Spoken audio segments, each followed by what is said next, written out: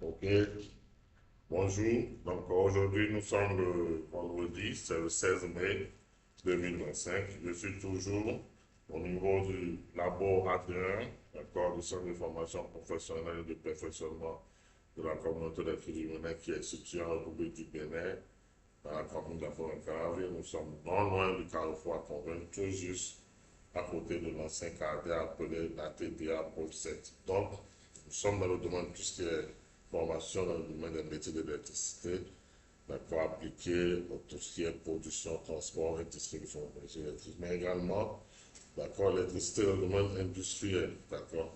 Donc là, je suis en train de préparer un TP, maquette, d'accord, pour voir un peu qu'est-ce qu'on peut faire comme simulation avec certains capteurs et puis démarrer quelques moteurs, un moteur, un second, ainsi de suite.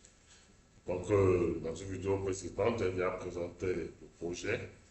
Donc là, le câblage, il est pratiquement terminé. Je ne dis pas terminé puisque il faut que je fasse la programmation et que maintenant je commence par piloter pour voir si ça répond, d'accord, à ce que je me suis fixé comme cahier de charge. Dans le cas contraire, il va falloir apporter quelques modifications au niveau du câblage.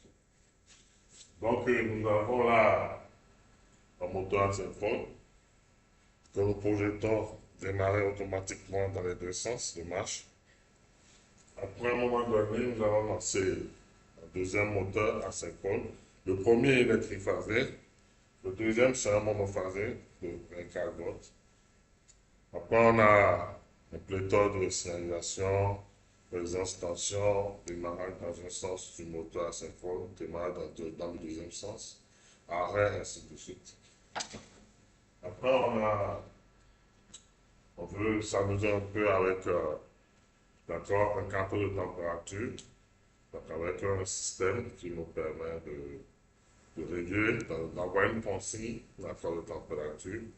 Et lorsque la valeur de la consigne de température est atteinte, d'accord, dans le système ferme un contact. Donc c'est ce contact que nous allons exploiter pour pouvoir envoyer l'information au niveau de notre automate. Maintenant, après, qu'est-ce qu'on veut en faire? Ça là, c'est loisible à nous. Donc, pour le moment, je n'ai pas encore fait tout, mais je compte, par exemple, faire que lorsque la température atteint certaine valeur, que les ventilateurs démarrent automatiquement, un peu comme sur les transformateurs, que le ventilateur démarre automatiquement, et lorsque la température passe en dessous de certaines valeurs, qui s'arrête. Donc moi, je ne fais rien. Dès que je lance le stade, c'est fini. Moi, je ne touche plus à rien. Dès que la température atteint la valeur, les ventilateurs, donc j'ai deux ventilateurs, ils sont là, qui vont démarrer automatiquement. Et ce que j'ai même prévu, c'est qu'il y a un qui démarre, qui peut démarrer et tourner pendant 5 minutes. Et le second démarrera après. Ça dépend, c'est à moi de voir ce qui me plaît. Au moment, si je veux accélérer le refroidissement, je démarre les deux en même temps. Maintenant, si je veux, je peux démarrer un.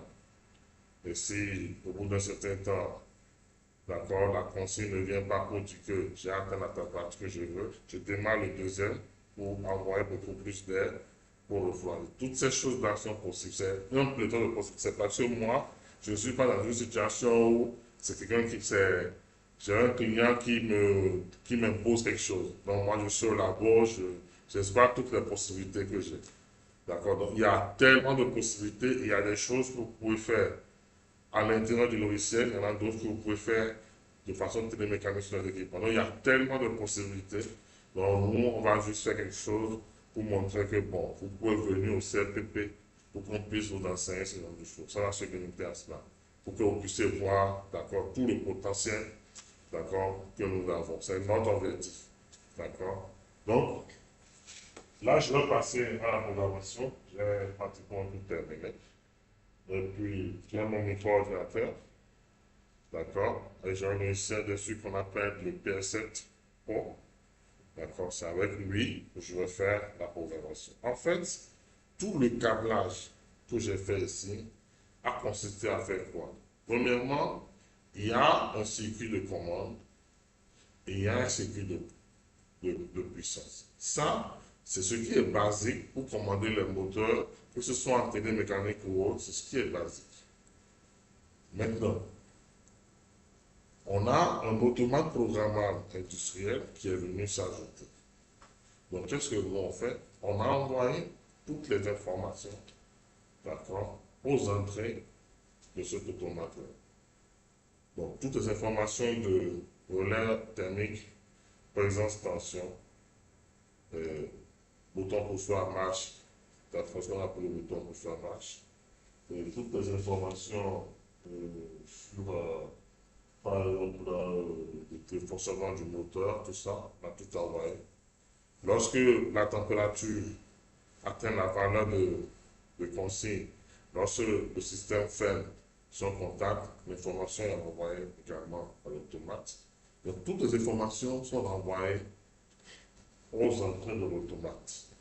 Et également, toutes les informations qui doivent aller commander, donc par le biais des préactionneurs, donc les contacteurs, les relais, pour envoyer l'énergie sur les différents équipements, que ce soit un moteur, un tapis, tout ce que vous voulez. D'accord? Toutes ces informations-là sortent par des sorties. Donc tout ça, c'est déjà programmé. C'est déjà câblé du moins. Maintenant, le reste, c'est quoi? C'est d'aller au niveau du logiciel et de maintenant programmer les interactions entre les uns et les autres. Donc, on dit par exemple que le moteur asynchrone ne démarre que si, par exemple, le relais thermique il est OK. Si le bouton poussoir arrêt, il est OK. Et si à présent tension, tout ça, on donne toutes ces conditions-là et finalement on dit si on appuie sur le bouton, ça marche. Donc normalement, c'est des choses qui sont faites là, câblées là, je vais profiter d'appuyer tout simplement. Mais au niveau du système automatisé, ce sont toutes ces conditions-là que je vais aligner pour que le système automatisé puisse répondre tel que nos installations télémécaniques répondent. Et il fera exactement comme ça. Dès que le relais thermique opérera, automatiquement, il va commander l'arrêt du moteur. Automatiquement. Même si je fais un essai en appuyant, il arrêtera le moteur. Automatiquement.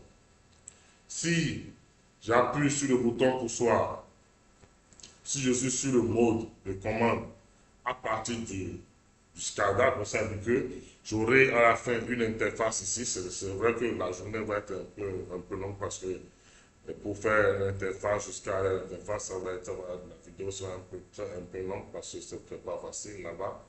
Donc on fait tout ça. Si l'opérateur appuie sur le bouton stop, automatiquement le moteur doit s'arrêter. Si le relais thermique opère, automatiquement le relais doit s'arrêter. Si on ouvre les fusibles, l'inducteur porte-fusible, il doit s'arrêter. Seulement que ici, je n'ai pas pu mettre un truc porte-fusible parce que le modèle que j'ai n'a pas un contact pour me dire quand c'est ouvert ou pas, pour que je puisse l'exploiter. Donc le modèle que j'ai, c'est tout juste un truc tripolaire avec les trois fusibles à l'intérieur. Donc voilà un peu ce que nous allons faire. Donc moi, je vais me concentrer 1 à 2 heures sur le câblage, et puis après sur la programmation. Et après, on va se retrouver pour commencer par tester un peu pour voir comment est-ce que l'installation marche. OK.